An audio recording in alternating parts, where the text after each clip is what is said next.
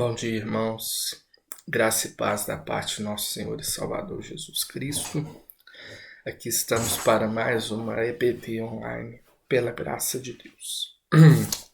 Bom, irmãos, vamos começar, como de costume, com a oração da igreja. A igreja em comunhão deve orar pelos seguintes motivos: sociedade, família, governo, avivamento espiritual, frequência na EBD, nos cultos de quinta e domingos, regularidade nas contribuições, evangelismo, missões. Lembrarmos também dos enfermos, dos presbíteros, diáconos, dos irmãos desanimados, desestimulados e desempregados. Vamos orar. Senhor Deus, graças te damos por tudo, Pai. Graças te damos porque, mesmo em tempos de pandemia, podemos ter um momento de oração, um momento de estudo da Tua Palavra, juntos, Pai, mesmo separados, Pai. Ó Deus, te pedimos, Pai, em especial pela igreja, Pai. Ó Deus, fortaleça a liderança da igreja, Pai, os presbíteros. Fortaleça-os, Pai, ó Deus, também os diáconos. Ó Deus, pedimos a Ti, aviva a igreja, Pai. Aviva a nossa igreja, Pai. Que tenhamos dia a dia, ó Deus, orações, tenhamos estudo da Tua Palavra, que possamos honrar o Teu nome onde quer que estejamos, Pai. Ó Deus, pedimos a Ti também, Pai, que inspira temor, Pai, Teu, a respeito dessa doença, Pai. Ó Deus, sabemos que essa doença é juízo de Ti, Pai, para as nações. Sabemos, Pai, que a humanidade é terrível, ela é pecadora, ela rejeita o Teu chamado ao Evangelho, Pai. Ó Deus, pedimos a Ti, tenha misericórdia de nós, Pai, inspira o temor do Senhor, Pai, em nossas vidas, na vida de todos, Pai. Senhor, pedimos a Ti, Pai, por essa aula, que, ó Deus, o Senhor abra os nossos olhos, Pai, para a Tua Escritura. Isso oramos em nome de Jesus. Amém. Bom, irmãos, nessa aula, então, nós vamos iniciar o livro de Esther e vamos terminar também. Na aula passada, como os irmãos lembram, nós terminamos o livro de Neemias. E também os irmãos devem se lembrar que, na verdade, os livros de Esdras e Neemias eram um livro só.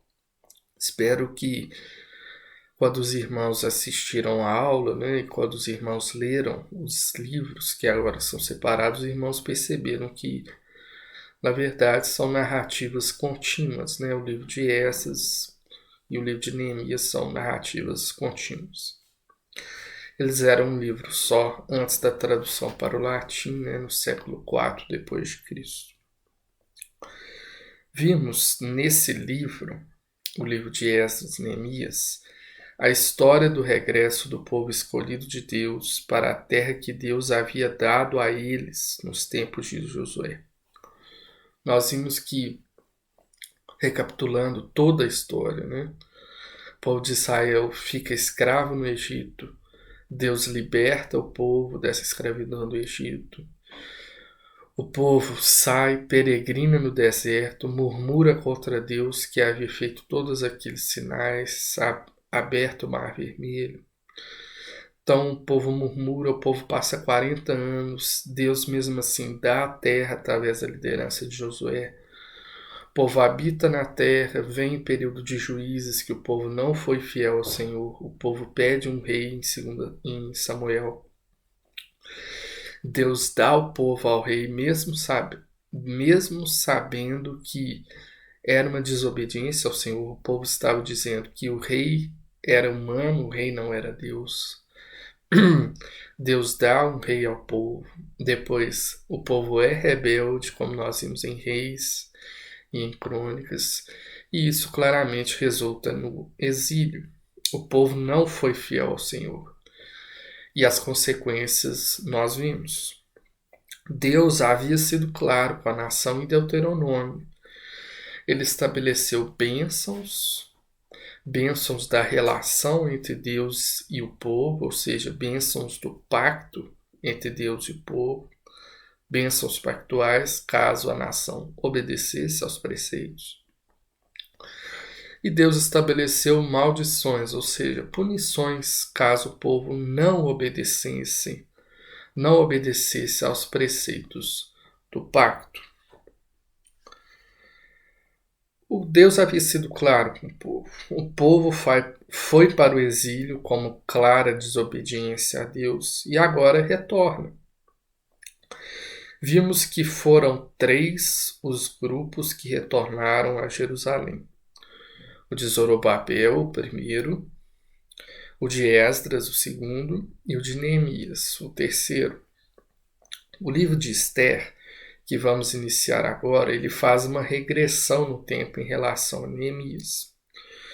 O livro se passa durante o exílio, mais especificadamente durante o reinado do rei persa Assuero, que nós vimos ele lá em Esdras 4, versículo 6. Então, relembrando aqui a ordem dos reis persas, primeiro Ciro, que foi aquele que fez o decreto para o povo israelita voltar para a terra prometida.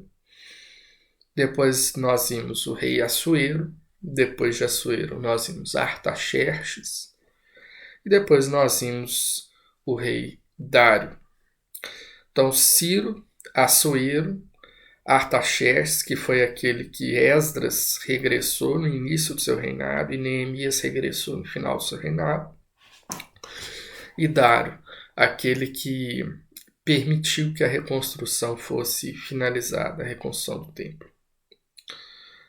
Bom, então nós vamos iniciar o livro de Esdras. Esse primeiro slide diz assim, o livro de Esther, desculpe. O livro de Esther foi escrito por autor desconhecido. Nós já sabemos que nenhum livro histórico da Bíblia nós sabemos o seu autor, com datas entre 460 e 350 a.C.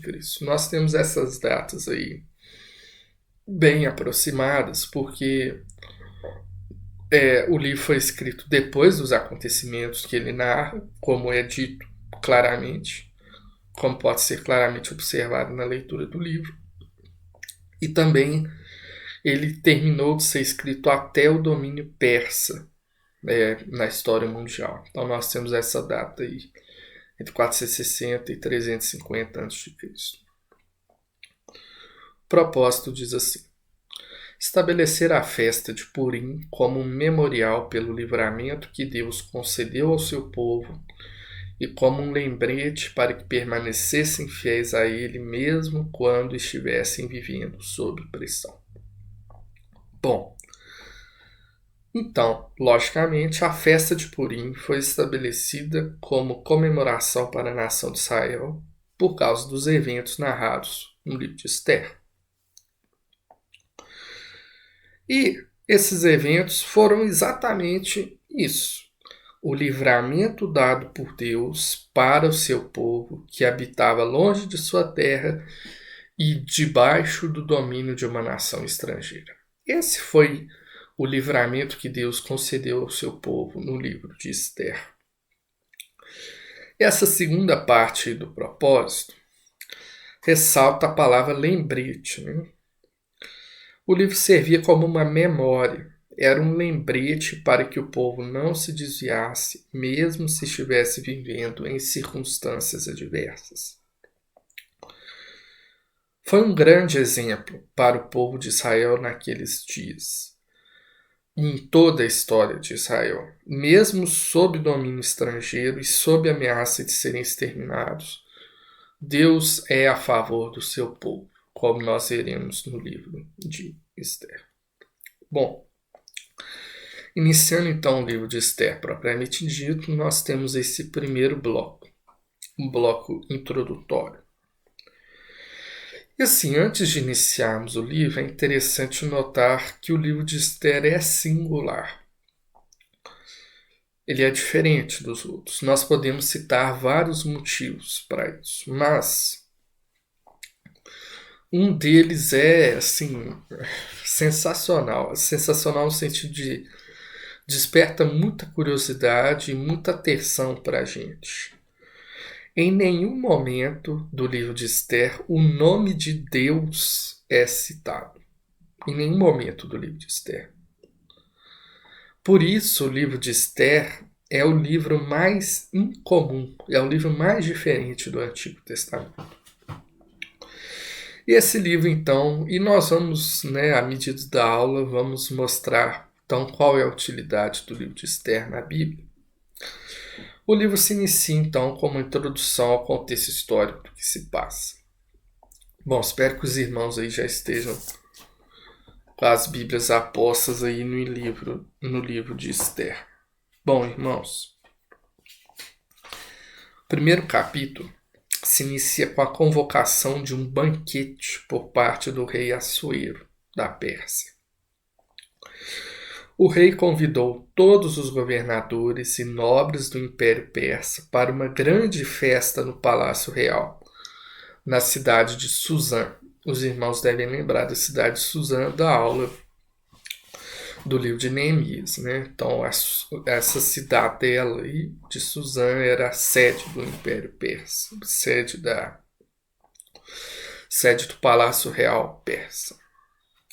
O rei Assuero, orgulhoso de ter como rainha a mulher mais bonita de todo o Império Persa, pede então para que a rainha se vista com a coroa real e venha para sua festa. Então, no relato do livro, os irmãos vão perceber que eram festas separadas. Era uma festa para os homens, que o rei dava para os homens, e uma festa para as mulheres, que a rainha dava para as mulheres. Bom, então o rei pede que a rainha saia da festa das mulheres e vá se apresentar na festa dos homens. Mas a rainha se recusa a seu pedido. Por isso o rei Assuero depõe a rainha, que chamava Vaste, de sua posição. Então a rainha foi deposta por sua desobediência. Agora, no capítulo 2, o rei vai procurar uma nova rainha. E, acolhendo as opiniões de seus conselheiros, o rei ordena que as virgens mais bonitas de todo o império vão para o palácio em Suzã, para que ele escolha a futura rainha. Entre essas virgens mais bonitas de todo o Império Persa estava Esther. Esther era uma órfã e foi criada por seu primo Mordecai. Eles eram judeus, Esther e Mordecai. Esther é escolhida pelo rei como a mais bonita de todo o Império Persa e se torna rainha. E nesse meio tempo, Mordecai descobre uma conspiração contra o rei Assuero e denuncia ao rei por meio da rainha Esther. E isso foi registrado nos registros reais. Esse detalhe é importante para nós entendermos a conclusão do livro. No capítulo 3, mostra que depois de Esther ter se tornado rainha e depois da denúncia de Mordecai, Amã era um pagão, foi colocado como general dos exércitos da Pérsia. Então esse sujeito pagão chamado Amã foi colocado como general dos exércitos. Todos tinham que se curvar quando ele passasse. Todos. Porém, Mordecai não o adora, não se dobra perante ele. Amã, com fúria, decide matar não somente Mordecai, mas todo o seu povo, todo o povo de Deus. Amã consegue comprar assim, literalmente, o rei Assuero. Então ele oferece dinheiro E o rei Assuero emite um decreto para toda a Pérsia e seus domínios, para que no dia 13 do 12º mês os judeus deveriam ser exterminados.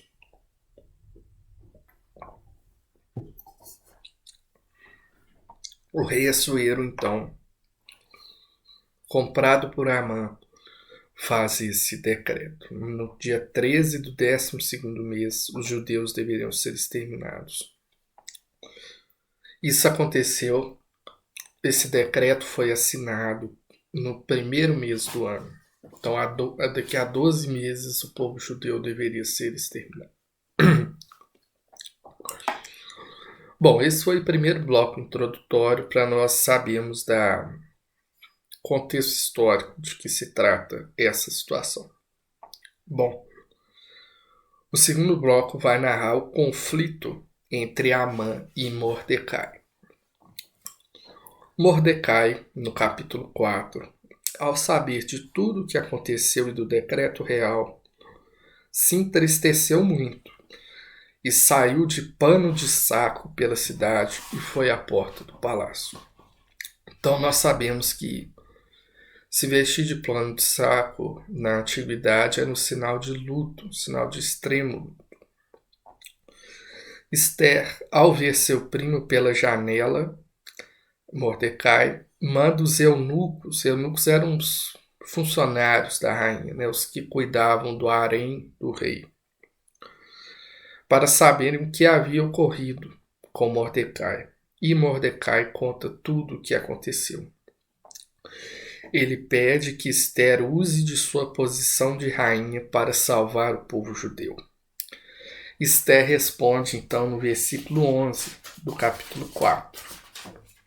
Ela responde dessa forma: todos os servos do rei e o povo das províncias do rei sabem que, para qualquer homem ou mulher que, sem ser chamado, entrar no pátio interior para avistar-se com o rei, não há senão uma sentença, a de morte, salvo se o rei estender para ele o cetro de ouro, para que viva. Eu, nesses 30 dias, não fui chamada para entrar ao rei. Bom, então na Pérsia tinha-se esse costume, né, que só podia falar com o rei quem havia sido chamado. Ou então, se a pessoa se apresentasse, ele tinha que estender o cetro de ouro.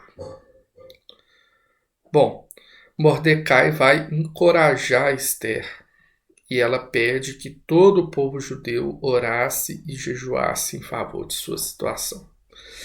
Então Esther se compromete a assumir esse risco de morte, conversar com o rei e pede para que todo o povo judeu faça essa oração e esse jejum em favor dela e dessa situação. O capítulo 5 mostra a ação de Esther. Esther se veste com os trajes reais e foi até o rei Assuero. E o versículo 2 do capítulo 5 diz assim: quando o rei viu a rainha Esther parada no pátio, alcançou ela favor perante ele. Estendeu o rei para Esther o cetro de ouro que havia na mão. Esther se chegou e tocou na ponta do cetro. Bom, isso garantia então que Esther poderia conversar com o rei, né? Poderia pedir para o rei. E o que Esther pede? Esther pede que o rei compareça junto com Amã a um banquete que ela prepararia no dia seguinte. O rei aceita o seu pedido e manda avisar a Amã. Amã recebe o convite e fica muito alegre, né? Porque imagina, né, ser convidado para um banquete que só tinha o rei e a rainha. Então era uma coisa assim muito importante, né? E o final do capítulo mostra que Amã estava com tamanha raiva de Mordecai que resolveu construir uma forca de 22 metros de altura para dar fim a Mordecai. Aí nas traduções não há consenso se era uma forca, né, para enforcar, ou se era uma estaca, né? Porque os persas tinham a prática aí da morte por empalamento, que eu não vou explicar para os irmãos porque é uma coisa terrível. Enfim, Mordecai então Amã constrói essa forca ou estaca de 22 metros de altura para Mordecai. Veja tamanha a ira, a loucura de Mordecai. E no terceiro bloco do livro, vai mostrar a vitória, o triunfo de Mordecai. Capítulo 6 se inicia mostrando que o rei Assuero não conseguia dormir naquela noite. O rei não conseguia dormir. Bom, ele pede então para que os seus servos lessem um livro de memórias do rei. O registro mostrou então que Mordecai denunciou a conspiração do capítulo 2, que nós lemos. Então os servos leram isso e o rei Assuero lembra dessa denúncia de Mordecai. E o rei resolve então premiar Mordecai. Ele chama Amã e pede para que ele diga o que deveria ser feito com o homem que o rei queria honrar. Então, Amã, o que deve ser feito com esse homem? Amã, então, pensava que era ele, né? Que ele havia sido convidado para o banquete. Então, Amã fala as coisas mais extravagantes possível, né? Faz uma descrição muito imponente. E o rei responde de forma muito interessante no versículo 10, capítulo 6. Ele diz assim: Então disse o rei a Amã: Apressa-te, toma as vestes e o cavalo, como disseste, e faze assim para com o judeu Mordecai, que está sentado à porta do rei. Não omitas coisa nenhuma de tudo quanto disseste. Bom, então aí Amã, tudo que Amã desejava para ele, ele teve que fazer com Mordecai. E o capítulo 7 agora mostra o desfecho dessa história de Amã. No segundo dia do banquete, então os banquetes na Pérsia tinham vários dias, né? No segundo dia do banquete, que a rainha, né, havia feito para Amã e o rei Assuero, a rainha revela o pedido ao rei Assuero. Esther conta ao rei que o seu povo estava ameaçado de morte. Então, nós podemos ler aqui o versículo 5 e 6, que diz assim: Então falou o rei Assuero e disse à rainha Esther: Quem é esse? E onde está esse cujo coração se o instigou a fazer assim? Respondeu Esther: O adversário inimigo é este mau Amã. Então Amã se perturbou perante o rei e a rainha. Bom, Esther revela que era Amã este inimigo. O rei se enfurece com Amã. Então o rei vai para os jardins. Amã, para complicar ainda mais a história de Amã, né? Amã foi pedir misericórdia então para a rainha. E ele estava implorando a ela. E a palavra diz que ela estava no sofá, né? E ele estava implorando para ela, ajoelhado, né, ao lado do sofá, né? Então o rei fica enciumado ainda dessa situação como se Amã estivesse declarando para Esther, né? Então o rei fica mais irado com Amã. E um dos eunucos, então, dos funcionários da rainha, conta a respeito da forca de 22 metros que Amã havia construído para matar Mordecai. Então o rei tem uma ideia. Amã deveria ser morto naquela estaca que ele mesmo havia construído. E isso se cumpre. Então, Amã honrou Mordecai assim como ele queria ser honrado, e Amã foi morto assim como queria que Mordecai fosse morto. Bom, que desfecho, né, da história de Amã. Mas isso ainda não acabou, né? E o decreto do rei?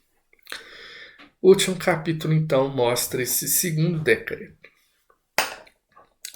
O rei, então, vai fazer um outro decreto. A rainha revelou que Mordecai era seu parente. E o rei deu o selo para que ele administrasse o posto de Amã. Então, o posto de Amã foi passado para Mordecai. Esther pede para que o rei faça um segundo decreto.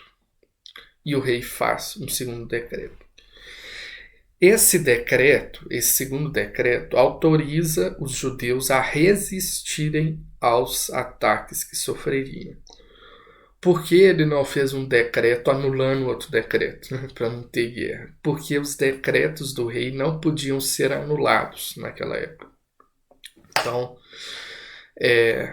haveria o ataque contra os judeus, mas agora o decreto do rei é que os judeus poderiam se defender contra esses ataques. Isso aconteceu no terceiro mês do ano, então nós vimos que no primeiro mês foi o primeiro decreto e agora no terceiro mês ocorre o segundo decreto. E esse decreto foi distribuído por todo o Império Persa e houve uma grande festa por parte dos judeus por causa do livramento. Capítulo 9, o livro vai prosseguir retratando a resistência dos judeus aos ataques sofridos no dia 13 do 12º mês. Eles foram vitoriosos sobre os inimigos que os atacaram de forma esmagadora. Então, esses 2 dias seguintes, então os dias 14 e 15 do 12º mês, foram utilizados como descanso e dia de festa entre os judeus. Festa por causa da vitória, festa por causa do livramento dos judeus dessa ameaça. Então esta é a festa do Purim. E Esther agora, no versículo 26 e 27, capítulo 9, diz assim: Por isso aqueles dias chamavam Purim, do nome Pur. Daí, por causa de todas as palavras daquela carta e do que testemunharam e do que lhes havia sucedido. Determinaram os judeus e tomaram sobre si, sobre a descendência e sobre todos os que chegassem a eles, que não se deixaria de comemorar esses 2 dias segundo o que escrevera deles, e segundo o seu tempo marcado todos os anos. Então, Purim vem do nome Pur. Pur era uma coisa que na Pérsia se usava para sortear, né? Sortear as coisas. Então, Amã havia sorteado esse dia, o dia 13 do 12º mês, com esse Pur. Então, em homenagem a esse sorteio maligno, os judeus colocam o nome da festa de Purim. E o livro vai se encerrar com o capítulo 10, que mostra que todos os atos de Mordecai como governador no lugar de Amã foram registrados nos anais do governo persa. Bom, irmãos, esse é o livro de Esther. Esse é o livro de Esther. Essa história é narrada no livro de Esther. Nós contamos toda ela aqui agora. Porém, e aquela pergunta do início da aula, né? O livro não mencionou o nome de Deus. Então, o que o livro fala sobre Deus? Como o livro de Esther se relaciona com o restante da Bíblia? Com os outros 65 livros da Bíblia? Como se dá esse relacionamento? Bom, agora nós vamos então tecer algumas respostas para essas perguntas. Respondendo então à primeira pergunta, que foi o que o livro fala sobre Deus. Respondendo a essa pergunta, eu espero que esteja claro para os irmãos o que o livro fala sobre Deus. A narrativa de Esther. como o autor coloca uma série de coincidências. Perceba que o livro de Esther, o autor vai narrando de forma aconteceu isso, depois aconteceu isso, depois aconteceu isso. Que sorte de Esther ser tão bonita, né? Ser tão atraente. Que sorte de Mordecai ter descoberto a conspiração. Que sorte essa denúncia ter sido registrada no livro de memórias do rei da Pérsia. Que sorte a identidade de Esther ter sido preservada até o jantar entre Assuero, Amã e ela. Que sorte Assuero não ter conseguido dormir naquela noite, e que sorte ele ter ordenado que o livro fosse lido a ele, o livro de memórias. Com todas essas coisas, com todas essas coincidências, podemos ver que o principal personagem da história é omitido. A presença de Deus está contida e está implícita em toda a narrativa de Esther. Essas coincidências ou sortes não são coincidências ou sortes do jeito que a gente entende a palavra. Essas coincidências ou sortes são o governo de Deus sobre a história. Isso mostra, além assim da presença de Deus ao longo da história de Esther, isso mostra também a riqueza literária da Bíblia. Nós podemos ver como o autor montou o livro de Esther de forma genial. É uma narrativa que conta os atos de Deus e a sua soberania na história, sem sequer falar o nome de Deus uma única vez. Veja quanta riqueza literária tem a Bíblia. Outra coisa que podemos acrescentar, como uma reflexão natural do livro de Esther, é que a soberania de Deus ela não é fatalista. É exatamente a forma de narrar do autor de Esther que mostra que a ação e os planos de Deus não são evidentes. Ou seja, onde a ação e os planos de Deus não são evidentes, a responsabilidade humana é destacada. Ou seja, a soberania de Deus não é fatalista. Esther, ou seja, e ainda há uma tensão, né, entre a responsabilidade humana e a soberania de Deus. E nesse sentido, Esther dá um texto que é um dos mais admiráveis em toda a Escritura para entender essa difícil relação, essa relação entre a soberania de Deus e a responsabilidade humana. O texto é Esther, capítulo 4, versículos 13 a 14. Diz assim: Então lhe disse Mordecai que respondesse a Esther: Não imagines que, por estares na casa do rei, só tu escaparás entre todos os judeus. Porque, se de todo te calares agora, de outra parte se levantará para os judeus socorro e livramento. Mas tu e a casa do teu pai perecereis, e quem sabe se para a conjuntura como esta é que fosses elevada a rainha? Então Mordecai está mostrando. Esther deveria agir. E ele conclui. E quem sabe que por causa disso é que você está como rainha agora? Esse texto é fantástico, porque ele mostra de forma muito interessante a relação que há entre a soberania de Deus de ter colocado ela como rainha, ter colocado Esther como rainha, e a responsabilidade que ela tinha agora de agir diante do povo. É assim que a soberania de Deus e a responsabilidade humana se relacionam. A soberania de Deus ela é total. Deus está totalmente soberano sobre a história, mas o homem é responsável pelos seus atos. Se alguém me perguntar uma resposta vamos dizer assim, entre aspas, né, racional, explicadinha, irmãos, não existe uma resposta assim para a relação disso. Não existe.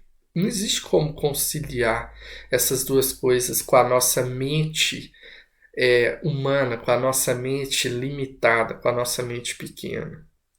Porém, irmãos, a Escritura, a palavra de Deus, nos mostra que essas duas realidades são o que acontecem. O homem é responsável por seus atos e Deus é soberano.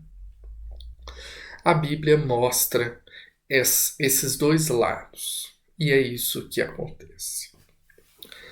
Bom, irmãos, respondendo à segunda pergunta, qual que era a segunda pergunta?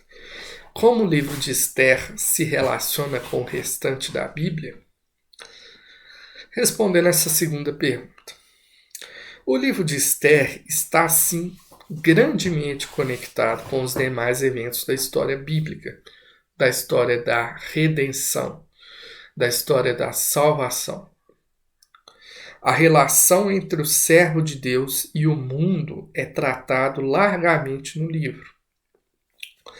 O livro nos mostra que não precisamos ser servis no mundo dominado por mundanos, no mundo dominado por idólatras, sendo que é possível viver vidas fiéis a Deus neste meio. Naquele caso era bem pior, né? Porque o rei ele podia tudo. Então o rei, se visse você adorando a Deus, o rei simplesmente podia te matar. Igualzinho a perseguição à igreja primitiva. Nós sabemos que o Império Romano, ao saber que o rei dos cristãos era Cristo, perseguiu a igreja de Deus, inclusive matou, inclusive crucificou, inclusive torturou vários cristãos. Irmãos, o que aconteceu, irmãos? Deus trouxe livramento para aquele povo. Nós podemos viver fiéis a Deus em um mundo idólatra, sim. Sejamos fiéis a Deus. E, novamente, a linhagem da promessa estava em grande perigo. O povo de Deus tinha sido ameaçado de morte, estava ameaçado de ser exterminado, todo o povo judeu. E a semente da promessa, Deus agiu na história para cumprir os seus planos perfeitos com a vinda de Jesus Cristo. Então, a semente da promessa não foi extinguida em mais uma ameaça contra o povo de Deus, em mais uma ameaça de Satanás. A semente de Deus continua e a semente de Deus culmina em Jesus Cristo. Bom, irmãos, encerramos nossa aula aqui. Essa foi a nossa aula do livro de Esther.